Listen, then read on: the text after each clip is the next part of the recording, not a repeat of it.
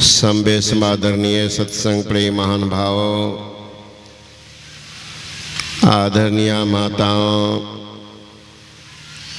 एवं भक्तिमती बहनों, अभी आप लोग संत और उनके संग के महत्व के संबंध में सुन रहे थे।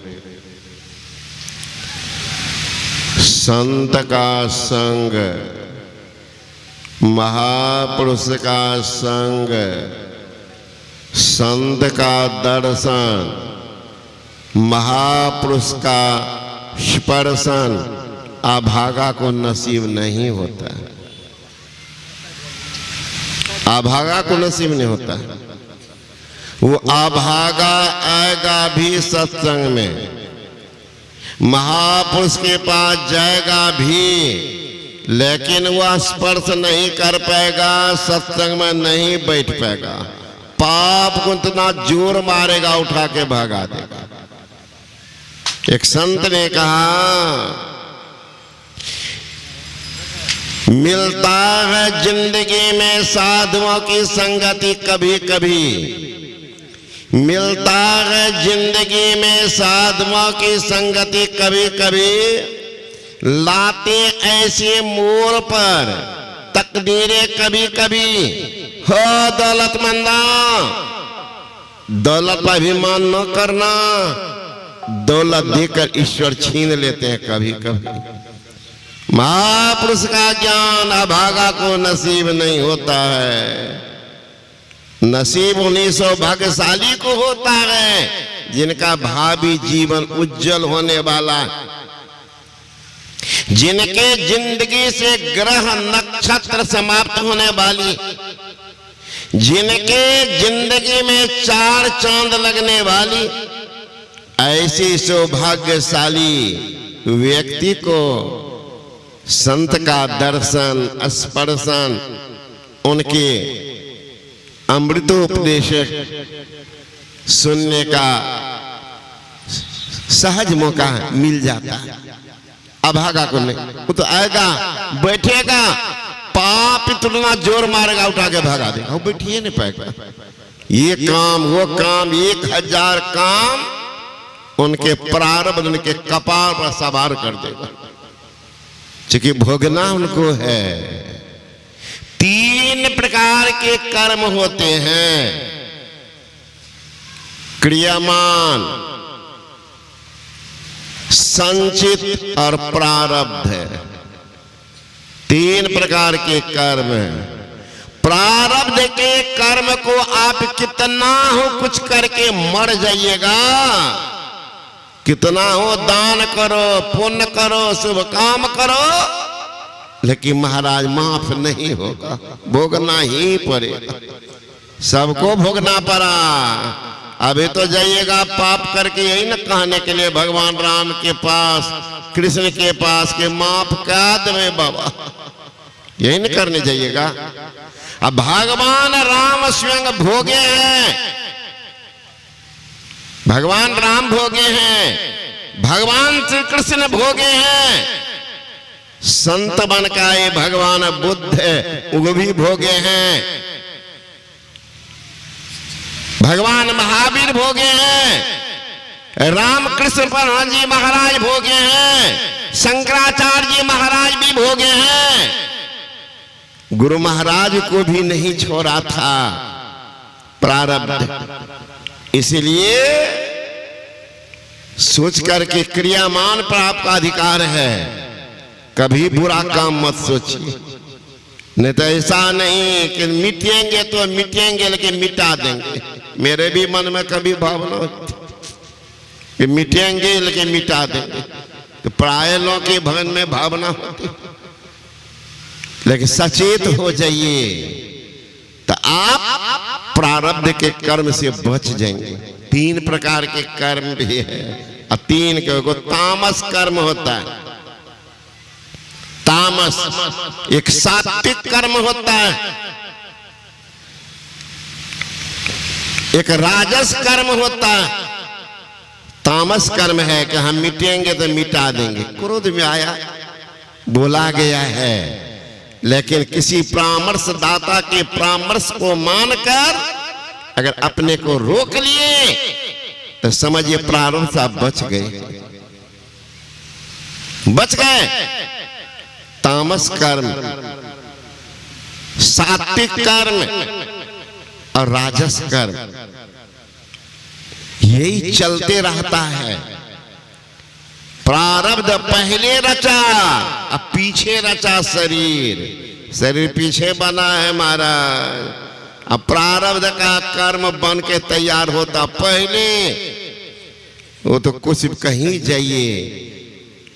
भगवान राम को मित्रता हो गई सुग्रीव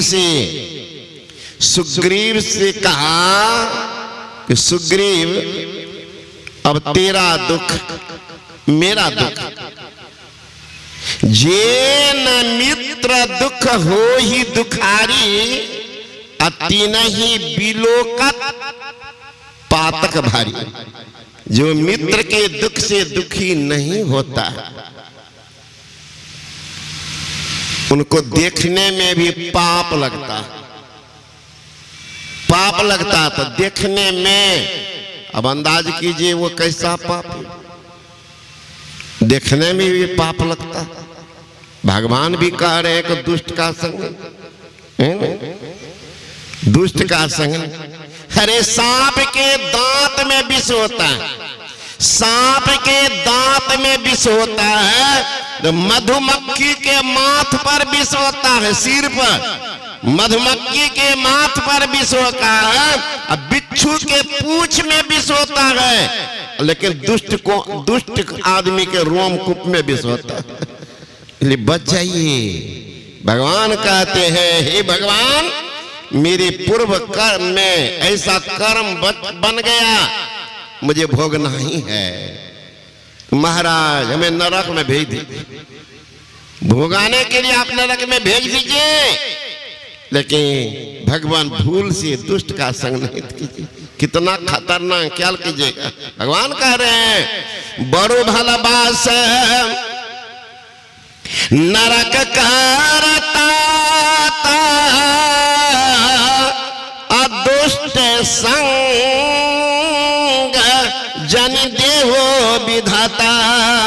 हे विधाता दुष्ट का संग नहीं देना। हम अंदाज कीजिए नरक से भी बढ़कर दुष्ट का संग।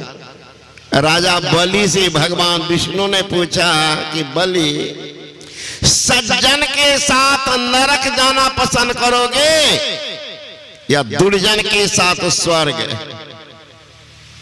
राजा बलि हड़बड़ा करके कहे महाराज सज्जन के साथ मुझे नरक में भेज दीजिए। भगवान विष्णु अबाक हो गए। अरे दुष्कर्म करेगा, खोटा कर्म करेगा, लेकिन नरक जाना पसंद नहीं करेगा। कोई नरक का नाम नहीं सुनना चाहता और नरक वाला काम करता है और नरक जाने से बचना चाहता। महाराज नरक भेज दीजिए। अरे महाराज नरक का नाम नहीं सुनना चाहता तो नरक में जाना चाहते हो? कहा महाराज क्यों? आप शर्त लगा दिए, सज्जन के साथ नरक जाओगे या दुर्जन के साथ स्वर्ग। महाराज सज्जन अगर नरक में भी जाएगा तो अपनी सज्जनता के कारण, अपनी उदारता के कारण, दान पुण्य के कारण, साधन भजन के कारण, अपने आचार व्यवहार शिष्टाचार सदाचार के कारण नरक को भी स्वर्ग बना देगा।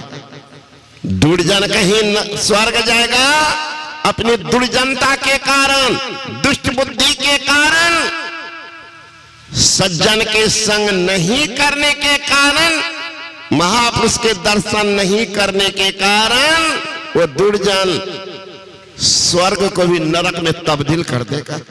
ये महाराज उनको सज्जन का संग चाहिए नहीं।